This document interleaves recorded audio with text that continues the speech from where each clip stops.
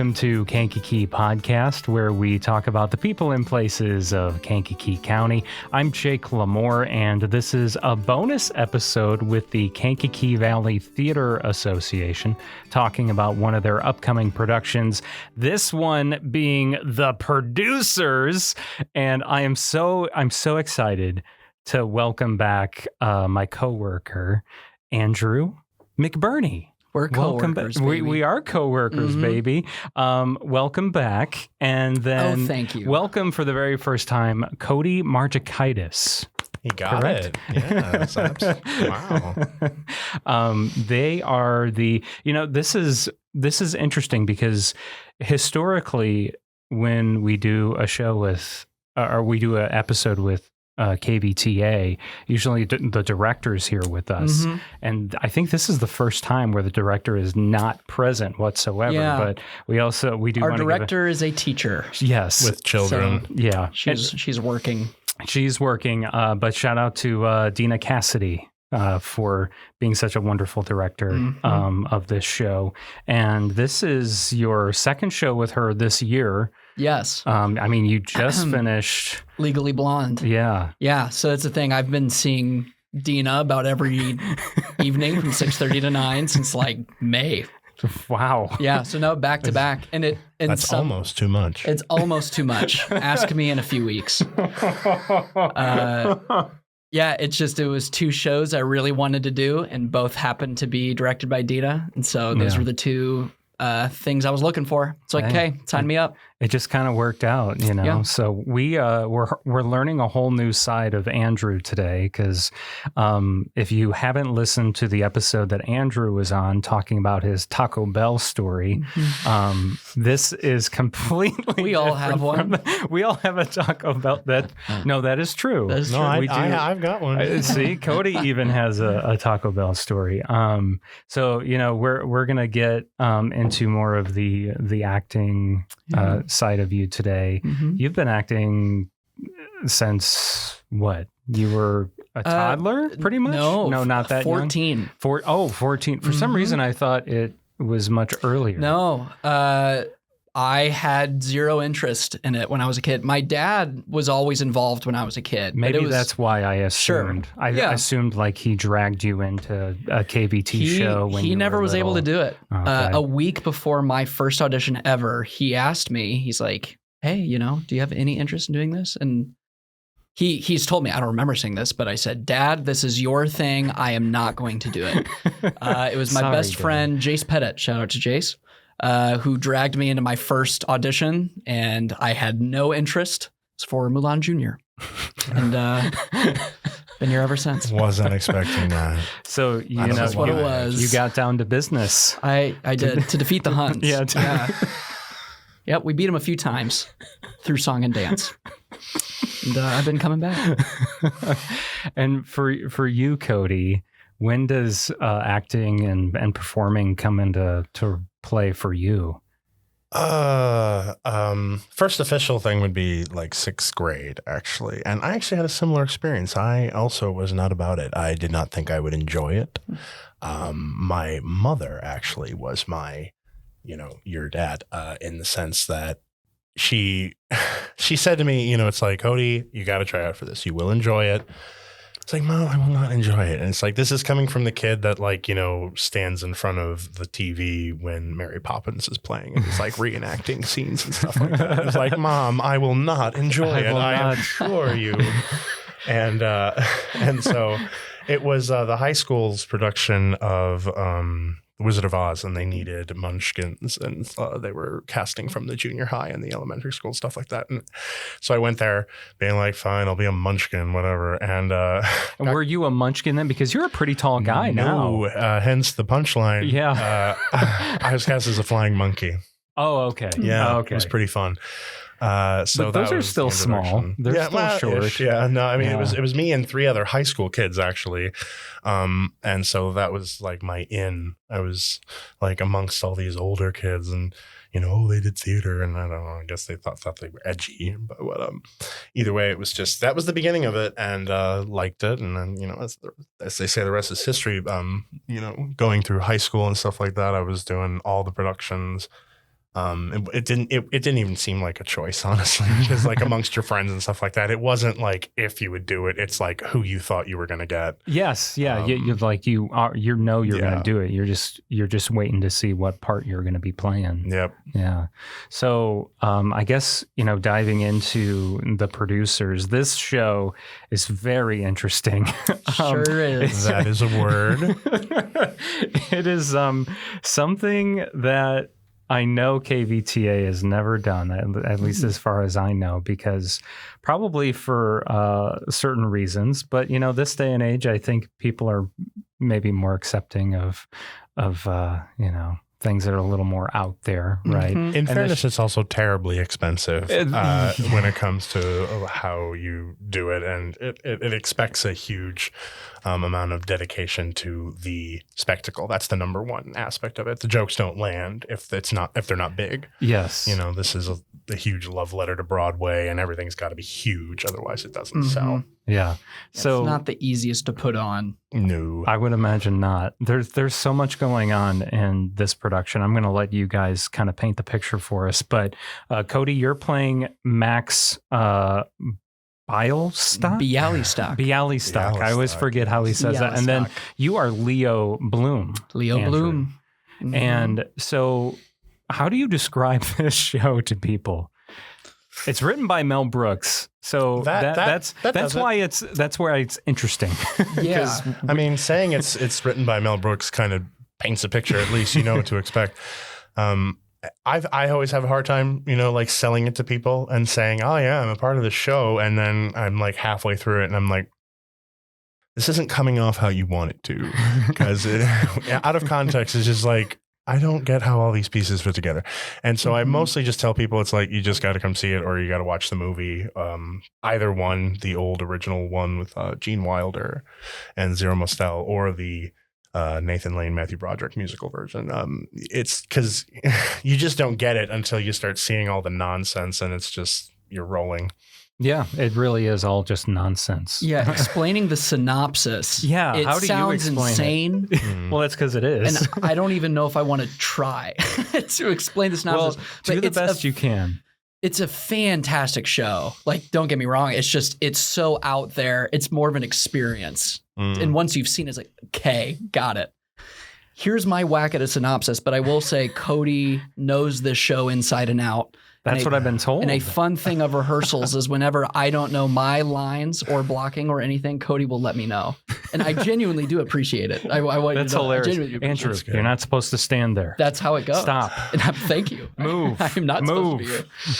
Well, it comes with, I've done this show before, and I've kind of just always had a love for it, and I didn't do it all the way. In high school, me and a friend did this for speech team. Okay. A lot of places call it forensics, but we called it speech team. I've never heard it as forensics. It was always speech team to me. And they said it was called forensics. I have no idea why. That sounds like you're taking blood swabs. Yeah, are we digging up bones? I mean, what are we doing here? But we did humorous duet acting, and we did the blue blanket scene. And me and him were just kind of obsessed with the producers in general. So we had it down pat, from the beginning. And so this is like the one show that like is embedded in my brain like that. So should I take yes, I have more faith in you to explain it. So basically you've got Max Bialystock is this producer. And anyone who doesn't know, a producer is the money in a show. They're the ones that put up the money or raise the money for a show. They're the ones that have got to sell it and find the director and find all the people who are going to make this happen. So he's had a string of failures. Used to be big, used to be the king of Broadway, and now he's fallen on hard times. His last couple of shows have tanked, and he gets a visit from his accountant one day who has a few issues. Yeah. And during their talks and such, Leo proposes this funny little idea that you could technically make more money with an unsuccessful show than with a successful show. And that basically comes down to the scheme of creating fraud, right? Yeah, it's fraud in the sense of, if you raise money for a show and it fails, nobody expects to get their money back. So if you just raise way too much money, you sell basically over 1,000% of the show, then and it fails, nobody expects to get their money back. So if you just hide that money away, very illegal, then theoretically they're going to take this extra money and, go live the high life. In Rio, specifically. So the idea is that Rio. Is that the secret word? That's the secret word. Alexis has been waiting to use that button. Yeah, our new intern. Alexis, you should give yourself a round of applause. Our new intern, There's Alexis. a round of applause button, too. There it is. Do it. I don't hear. Oh, I do. Do you hear it? I hear it. Oh, I don't hear it. Yeah. That's weird. So yeah, shout out to Alexis, our new intern. She's been dying to hit the sound effect buttons. Magic button. Yeah. So I love how that was perfect timing. By the way, that was great timing. Rio does sound very magical. The high life. Yeah, yeah, it definitely does. So yes. So in order to ensure that the play is unsuccessful, they have to find a show that will fail immediately. The worst show ever written. The worst show ever written. We set out to look for. They happen to come across a gem, Springtime for Hitler, a gay romp with Ava and Adolf at Berchtesgaden. Oh my God. And so they got to get the rights from the owner, who happens to be a Nazi who lives on a rooftop with pigeons and always has a German helmet on. And in New York City, right? And this is like the 50s and the golden age of Broadway, when you had Sound of Music, My Fair Lady all coming out. They got to find a director. They got to find the worst director. They find Roger, this eccentric, very happy director, to ensure that the show is unsuccessful and just wild and gaudy. And just through more shenanigans throughout the show, they finally put on the production. And won't give it away the ending from there. But they actually put on the production Springtime for Hitler. So you do get to see a slice. Well, I would say more than a slice. It's like a good 15-minute chunk. Oh, yeah. Of the show. Of the show. Just dancing. The show within the show. The show within the show, yeah. And it's nonsense. It's pure farce.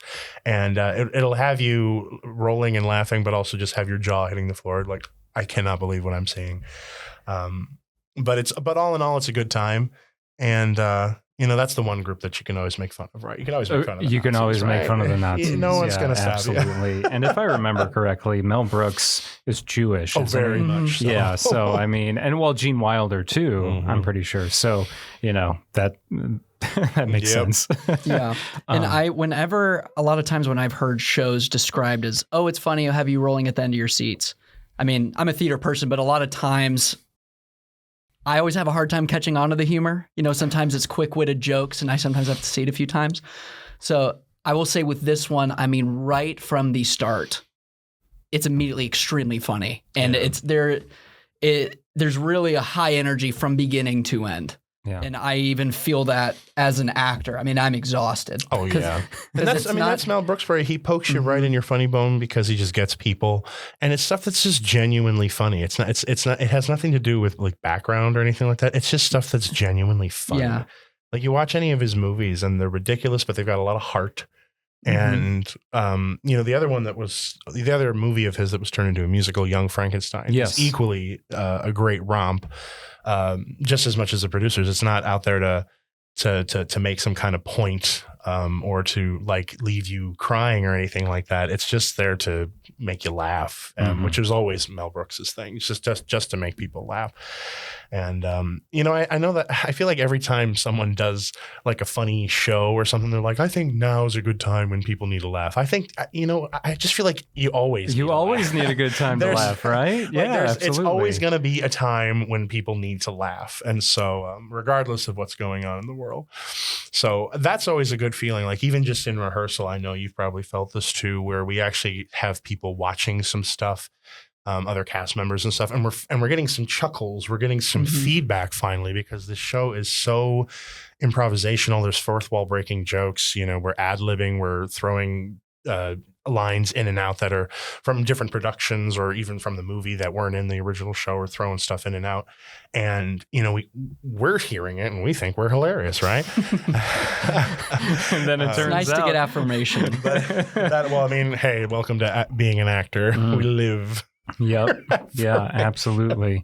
So, Andrew, you're playing the accountant, correct? Leo, and you are kind of like the straight man in this. Yeah. He's kind of like the one that's trying to play it straight, but then kind of by the end of the show, your character has kind of changed and become more loose. You would say? We even discussed this the other night. Like, he does fill the straight man role in the show. I mean, the audience will kind of see it through his eyes. I mean, if there's absurdity happening, typically it's going to be on his face.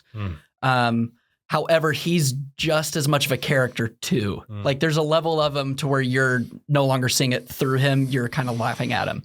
I mean, his whole thing is he's an absolute wimp. And he knows that about himself. Are you usually playing wimpy characters? No, I'm not, which I appreciate you questioning it. No, a big reason why I wanted this role was because it would be very different than anything I've done before. Yes, I remember we had that conversation when you were going to audition and you got the part. And you were talking about it's different than anything you've done before. Yeah, it's different. And a lot of... Typically in theater, like, there's a lot of more masculine roles. And so that's always kind of been my niche that I've tried to go through with theater. If there's a masculine role under the height of 5'8", I typically can do that. I do have my limits.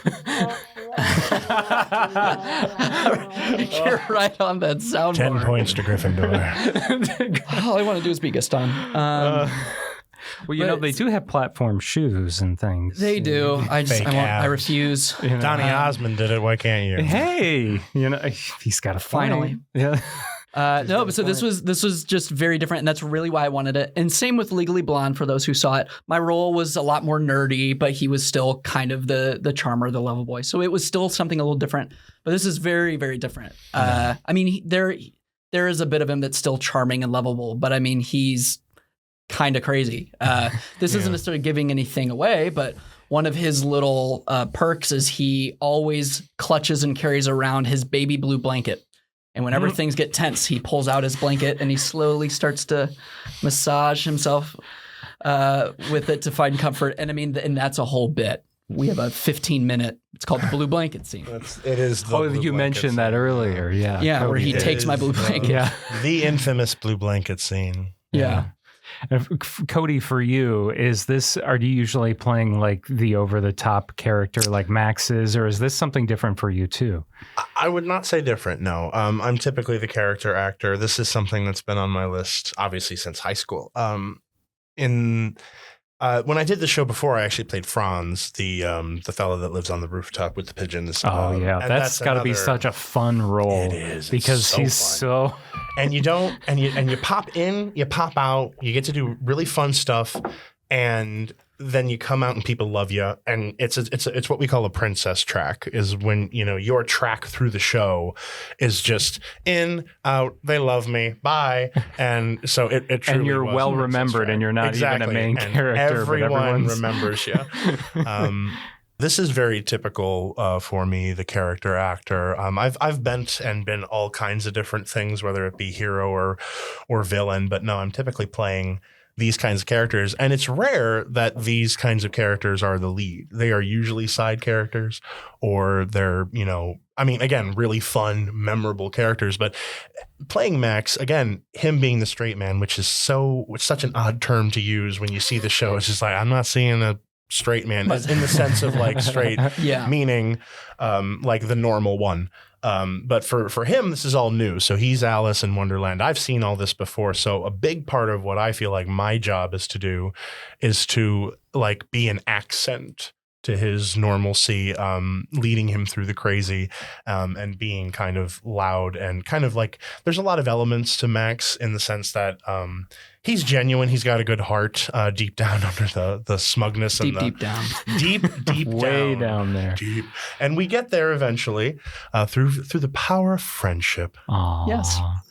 There it is. I literally queued her up for that. I was waiting. Thank you. 10 points to Gryffindor. So no, very typical for me. When it comes to the loud brashness of Max's character in opposing to Leo, I feel like that's a great duality. And like I said, this kind of relationship in a show is kind of rare.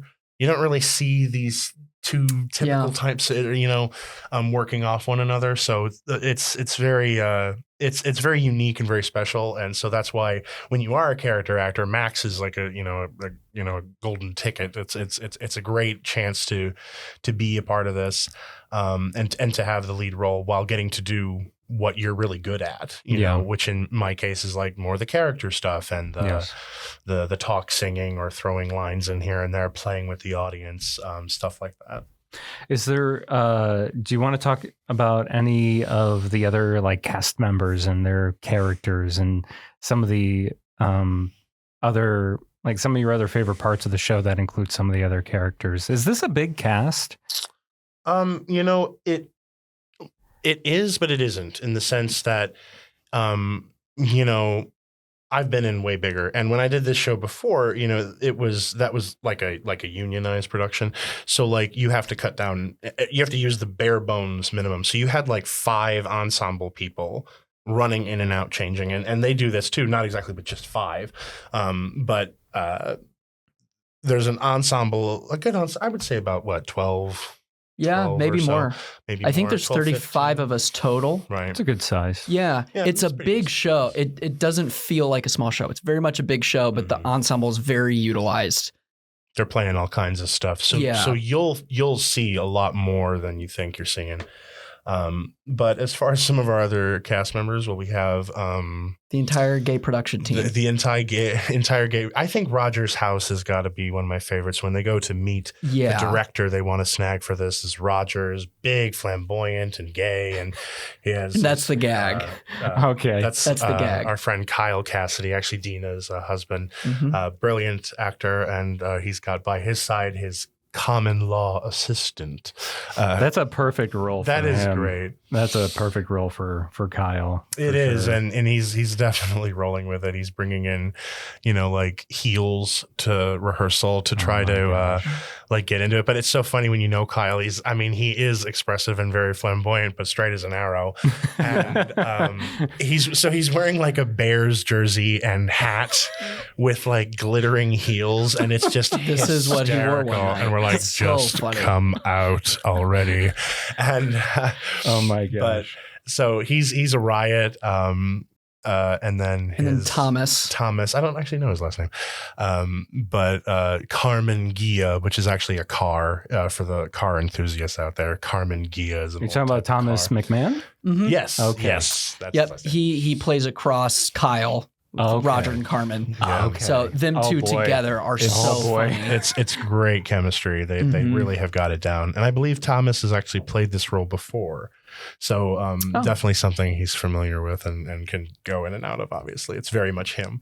We've got Paul Snyder as Franz Liebkind. Oh, he's Franz. He's Franz. Oh, man. And he's great. I'm sure he is. One thing that Dina had described the character as to him, and I had never heard it described that way, and it kind of appalled him too. She said his character, he's a Nazi living with pigeons, so he's already he's got a screw loose there. Yeah, a few. But he's probably kind of like an insane conspiracy theorist. That makes sense. So I think Paul really embodied that. And so, just the dude is nuts. Is absolutely nuts. And Paul's an absolute riot. So, he's perfect. Yeah, he always does a great job. In any of the shows I've seen him in recently, he does a fantastic job. Franz is definitely one of your more, and again, despite that stuff and that energy, he comes off as completely lovable and almost harmless. Yeah, in a sense. Yeah. Like a teddy bear in a lederhosen, kind of thing. Or I think I described it once to someone, might have been Kyle or something. But after rehearsal, I said he's really got while he's playing it very dainty, but being a big bearish guy, he's got like hippo in a tutu energy, like from Fantasia. That's a good way of putting it. And it's playing off absolutely wonderfully. And that's kind of the way you watch the whole show. Is it's so insane, it's so bad, you almost can look past it for a little while and laugh and enjoy it. And that's the point. Right. That's the point. You got to let your brain go there. You got to let your brain go to the naughty part of your head. Not even in just like a risque kind of way, but in just the, we're not supposed to laugh at that kind of stuff. Just laugh. Just laugh. You'll be forgiven. But you can't help but do that. And to put out there, this is not a show you want to take the kids to. Absolutely not. To all of our listeners, young adults can handle it. And, you know, I feel like there's always different rules when it comes to stage stuff. I don't know. It just is like, I remember like, you know, being in high school and people, you know, were 15 to 16 year olds and people were coming back from Spring Awakening. I'm like, this has a live sex scene in the middle of it. Like, oh my, can't believe you're allowed in. Right. One more character shout out I want to throw out. No, let's do that. Morgan George playing Ula. Ula Inga Hansen Benson Yolen Tollen Holland Svaden Svanson. And I'm the one who has to, or I guess you say it too. I have to say it. I don't have it memorized yet. That's her whole name? That's her whole name. Oh my God. That's her first name. We don't have time for her last name. Wow. Yeah, I'm not going to ask you to repeat that because I know even with a second time, there's no way I'm going to be able to retain that. Oh, that's fine. We just call her Ula. Right. We call her Ula. Yeah. In a week when we're off book, then I'll know it. Right. Yeah. But we call her Ula. Oh my gosh. But yeah, she's incredible. And she's very Swedish and that's her whole gag. And she becomes our, what do we call her? Something slash receptionist? Secretary slash receptionist. And then ends up, oh, well, I won't spoil anything. Yeah, we won't spoil all of it. Well, I feel like the classic showgirl, and she's, I mean, I guess she's a shout out to that archetype. And again, all of these are just shout outs to great archetypes of characters. And she's a shout out to the classic sort of showgirl mentality where she kind of seems maybe, for lack of a better word, let's say stupid. But she's actually not. It's so funny, like, you know, when like everything unfolds, it's like, oh, she knew the whole time. Like she's with it the whole time. And and Morgan herself is full of surprises. The way she delivers lines, she cracks me up all the time. Yeah. And you're not laughing at her expense necessarily. Like she genuinely is a very funny character. Yeah. And adds a whole kind of new dynamic to Max to that archetype as well. Yeah. And she definitely fills out the trio as it is with us. Kind of balances the two of you out, I would imagine. Yeah. Well, that's awesome. You guys are getting me hyped for this. That's the hope. Right. We did it. And hopefully, if you are listening to this before the shows actually take place, that is going to be September 20th, 21st, and 22nd. There's now historically, there's 2 weekends, but this is just one weekend. It's just one weekend. Yeah. So just to throw that out there, if you know, you're used to there being 2 weekends to catch a show, this is one weekend. So you've got 3 chances to go, three days to go see it. And it is at the Lincoln Cultural Center in Kankakee. So you can go to kvta.org to get tickets. Is there anything else, Cody or Andrew, that you guys want to mention about the show or about anyone in the cast or crew? We do have a genuinely good cast of people. And what I like about the group that we're working with, we do have a lot of like really young people in the ensemble. And this is the first time that I've ever worked because I just came more or less a couple of years ago prior to some like medical mishaps and stuff like that. I was working in New York and I did this show in Long Island and working with a lot of way more advanced and older people. And now I feel like it's been reversed in this sense. And we've got a lot of really young people that are sort of discovering this show along in the same way that reminds me of when I discovered this show. And I feel like happy for them in a sense, like, you know, you wish you could just erase your memory and see something again for the first time. You know, we're going through certain jokes and they're like, well, I don't get it. And it's just like, well, it's like this. And they're like, oh, and it's like, and so we're getting through the gags together, just opening up that world, because this is a lot of old references and jokes and stuff like that. Yeah. I mean, the original movie came out in the 70s or 80s, correct? And again, set in the 1950s. Right, set in the 1950s, correct. So. Yeah. But we have a genuinely great group that we're working with, and we haven't exactly worked with like crew yet, but I'm excited. That's always nice when we start adding in more people and getting in our orchestra and our set and all this stuff. All the pieces are coming together, and so but I know we've got a good core group of people that are dedicated and want to do this and want to do it well, and that makes me feel good, because it's not always the case, and that makes me feel all warm and toasty inside. Yeah. No, so shout out to them. Yeah. And this was the right crew, top to bottom. Everyone kind of has their place to shine. And another thing about this show is, I know and I put myself in this category, a lot of times if there's a show that I know, I want to see it. But this was a show I was not familiar with. And so if I was not in it, I'd maybe hesitate to be like, well, I don't really know what it is. I don't know if I want to go out and see it. Now being on the other end of that, where I've kind of also discovered the show as I've been in it, I wasn't familiar with it. I've learned that people who love the show as it is are going to love seeing it when KVTA does it and are going to be very happy with it. It's got this cult following. A lot of the members of the cast, Cody included, and Kyle and Dina have been trying to get it done here for years. And then I'm on the other end of it, and I would be upset if I didn't go see the show if I wasn't in it. Wow. So for those who have seen it, you're going to love it. For those who haven't seen it, you're really going to love it. This would be a great way to discover it for the first time. And it's definitely one that is worth seeing more than once. Oh, yeah. Maybe buy tickets for the whole weekend. All three? All three. No, you'll catch different things each time. I'm sure, because there's a lot going on, as we've pointed out. And to also just point out the other shows that are coming up this season, I do want to mention, we've got November 23rd and 24th is Elf Jr. I feel like I'm going to be taking my son to go see that because he loves Elf. Who doesn't love Elf? And then Steel Magnolias, January 31st through February 2nd of 2025. Shrek the Musical Jr., March 15th and 16th. And then Matilda the Musical, which I did not realize they had a musical for it, but there's a musical for everything nowadays. Yeah. So it's good too. I'm sure it is good, actually. I could totally see that being a great musical. So that's April 11th through the 13th. I think Miss Trunchbull is definitely on my list. I need to watch it. They do like a Hairspray thing, like with the mom, where Trunchbull's played by a man, which is such a great move. Yeah, it is a great move. Yeah. So kvta.org again to buy tickets or to just get more information in general. So Andrew, Cody, thank you guys. Thank you very much. having us. You're welcome.